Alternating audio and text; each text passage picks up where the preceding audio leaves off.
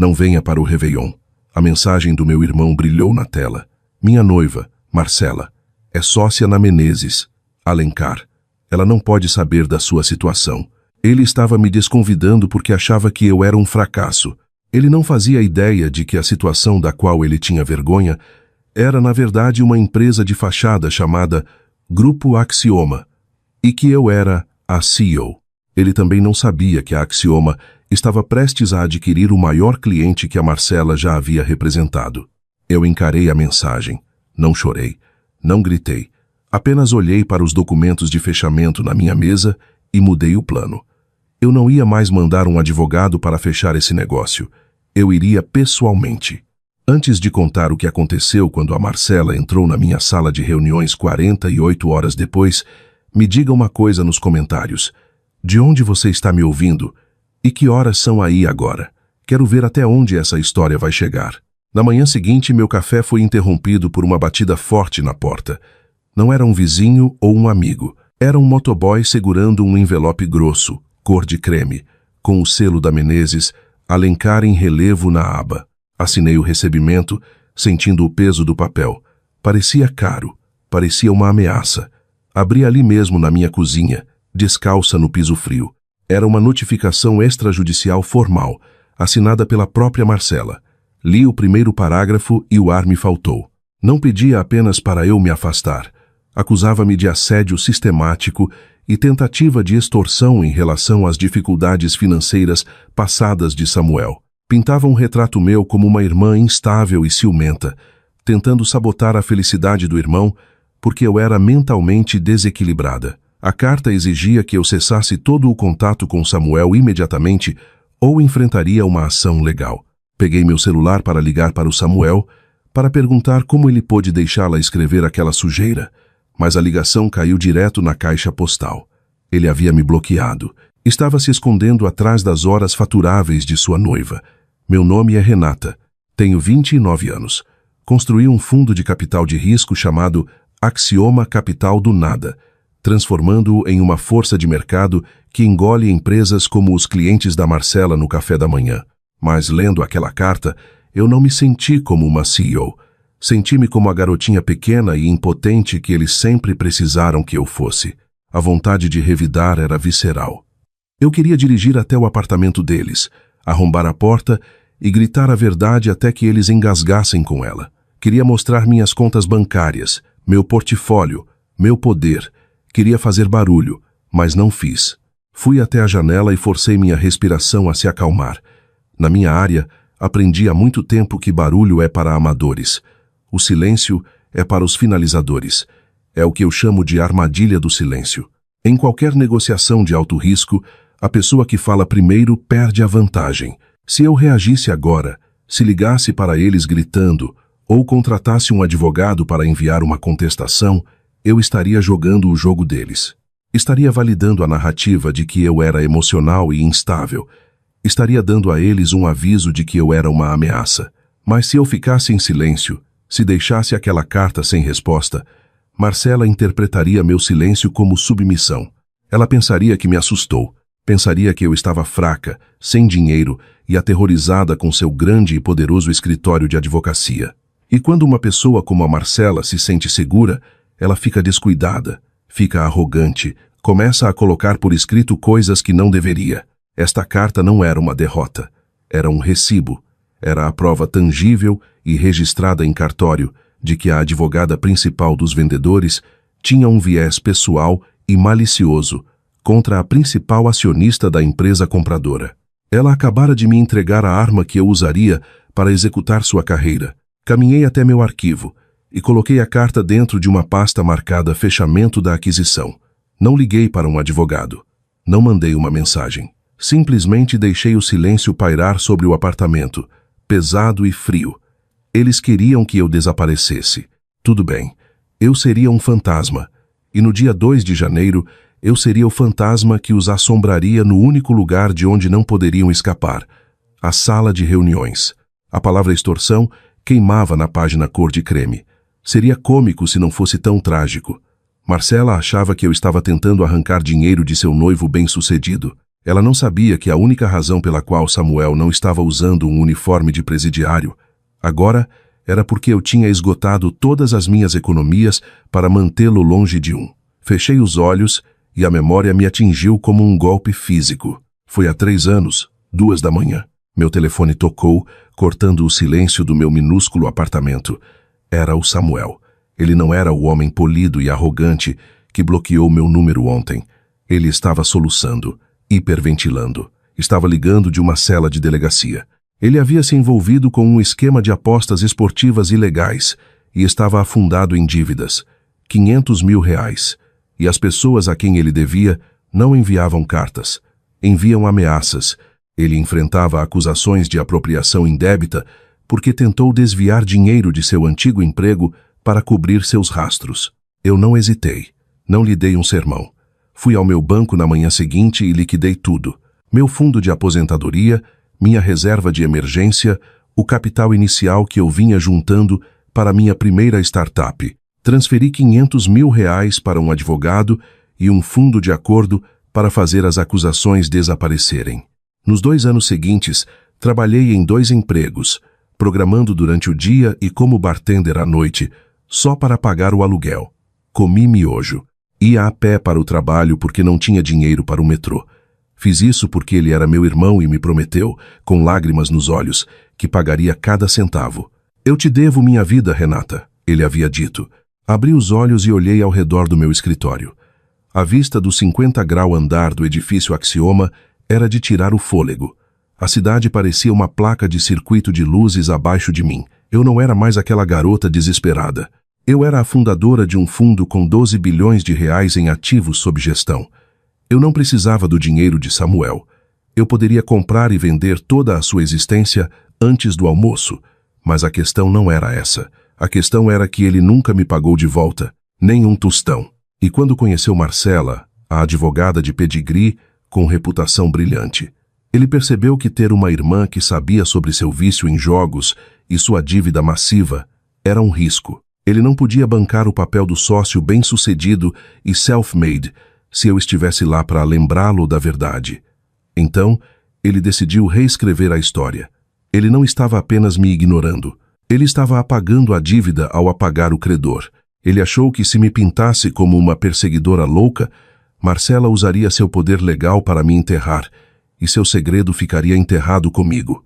Foi um movimento frio e calculado. Foi fraude financeira disfarçada de drama familiar. Ele pensou que eu ainda era a irmã que sacrificaria tudo para salvá-lo. Ele se esqueceu que a garota que o salvou havia crescido. Ele se esqueceu que eu guardava os recibos. Girei minha cadeira de volta para a mesa. A notificação extrajudicial estava ao lado do arquivo da aquisição. Samuel queria fingir que o passado não existia. Ele queria uma ficha limpa para seu casamento. Tudo bem, eu lhe daria uma ficha limpa. Mas primeiro, eu ia lembrá-lo de que, no mundo das altas finanças, você não pode simplesmente apagar suas dívidas. Você tem que pagá-las. E a taxa de juros sobre a traição estava prestes a ser astronômica. Peguei o telefone da mesa e disquei o ramal 402. Tiago, meu diretor jurídico, atendeu no primeiro toque. Ele sabia que estávamos no meio de uma aquisição delicada, mas não sabia que a advogada da outra parte era a mulher que estava tentando me processar por existir.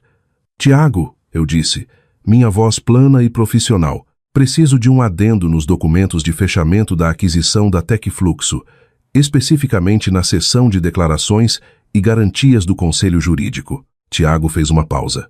Estamos a 48 horas do fechamento, Renata. Os documentos já estão redigidos. A menos que seja crítico, eu não recomendaria abrir o arquivo novamente. É crítico, eu disse. Adicione uma cláusula declarando que o Conselho Jurídico Principal garante, sob pena de perjúrio e rescisão imediata do acordo, que nenhum membro da família imediata possui dívidas de insolvência pendentes superiores a 400 mil reais com o comprador ou com o beneficiário principal do comprador. Houve um silêncio na linha enquanto Tiago processava o pedido. Era uma cláusula incomum, específica, agressiva e altamente irregular para uma aquisição de tecnologia padrão. Isso é muito específico, ele disse lentamente. Existe algum risco de exposição que eu deva saber? Apenas cobrindo nossas bases, eu disse. Envie para eles. Diga que há um requisito de conformidade não negociável para nossos investidores offshore. Eles querem isso assinado até o final do expediente de hoje. Desliguei e girei a cadeira para encarar a janela. Essa era a armadilha do conflito. No mundo corporativo, você não vence gritando.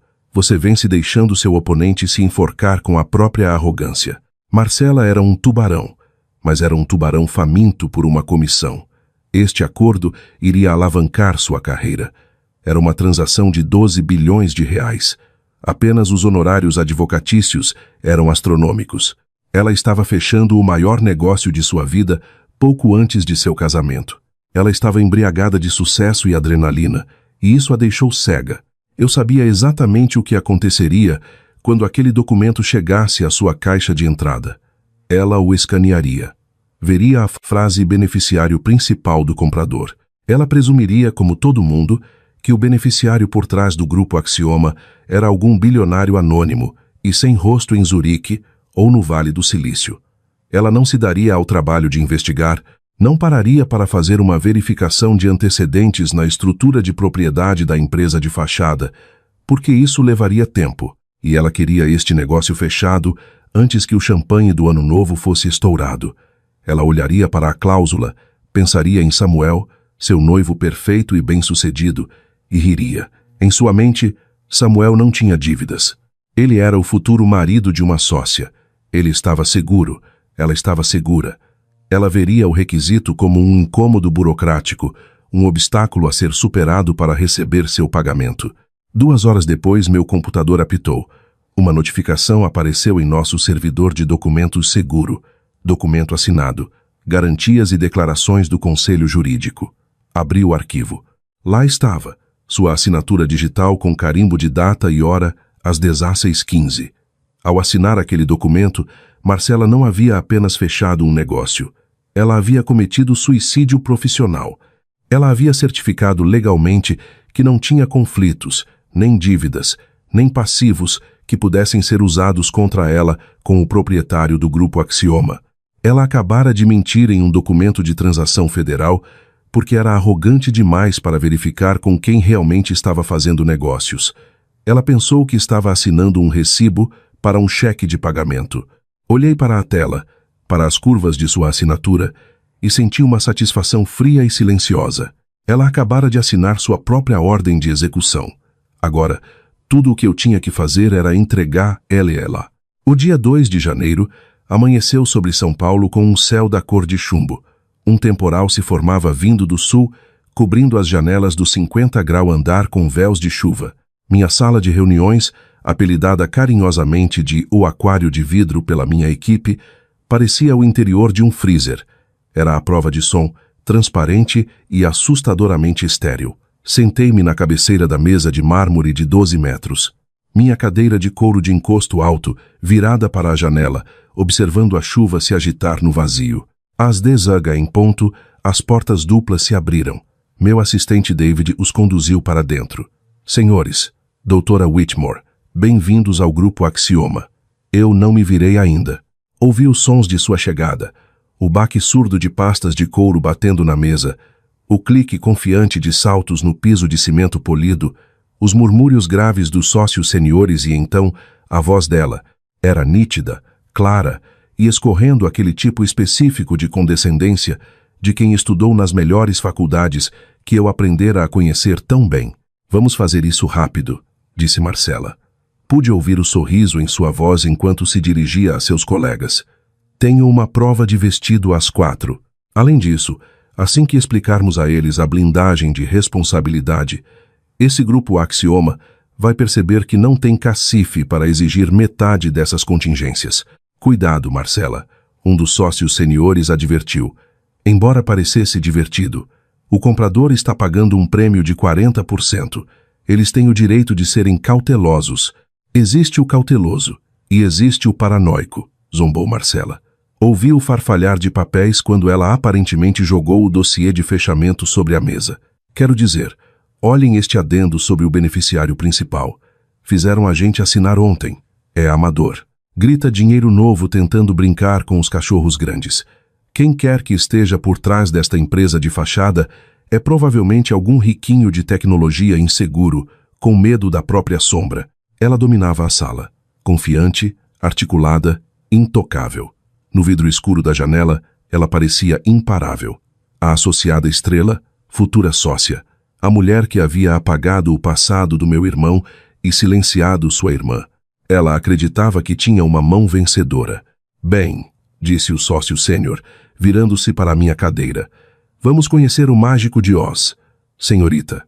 Apoiei minha mão no braço da cadeira. Bastos. Renata Bastos. Girei a cadeira. O silêncio foi absoluto.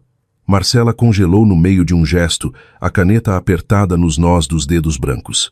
O reconhecimento a atingiu em estágios, confusão, negação e, em seguida, puro horror, quando a verdade se encaixou. A empresa de fachada, a cláusula, a dívida. Olá, Marcela, eu disse calmamente. Sente-se, por favor. Você não estava justamente explicando por que minha diligência foi amadora? Ela tentou falar. Nada saiu. Eu não sei quem ela é, gaguejou Marcela, tentando recuperar o controle. Isso é algum tipo de armação. Deslizei 2 documentos pela mesa. Prova A, eu disse. Sua notificação extrajudicial, identificando-me pelo nome como irmã de Samuel. Prova B, sua garantia, certificando a ausência de dívidas familiares acima de R$400 mil, com o beneficiário principal da Axioma. Inclinei-me para a frente. Essa sou eu, e seu noivo me deve R$500 mil. Ela gritou em negação. Toquei a mensagem de voz de Samuel, sua confissão chorosa, seu apelo. A sala ficou fria. O sócio, Lawrence, olhou para ela. Saia, você está demitida. A segurança entrou. Marcela surtou. Ela avançou, me empurrou e, em pânico, quebrou uma jarra de vidro e cortou o próprio braço. Ela me atacou, gritou. Apontei para a luz vermelha piscante da câmera. Esta sala grava tudo. A luta se esvaiu dela instantaneamente. Ela foi levada algemada. Agressão, falsa comunicação de crime, fraude. Minutos depois, Samuel ligou, implorando. Adeus, eu disse, e o bloqueei. Em seguida, assinei a cessão da dívida. Eu não queria o dinheiro. Eu queria consequências. Vendi a dívida para uma empresa de cobrança que jamais o esqueceria. Na janela, São Paulo jazia silenciosa sob a chuva. No vidro, eu não via mais a garota que eles dispensaram. Eu via a mulher que construiu um império a partir da traição. Eu não perdi uma família. Eu removi um parasita. Voltei-me para minha mesa. Eu tinha uma empresa para administrar.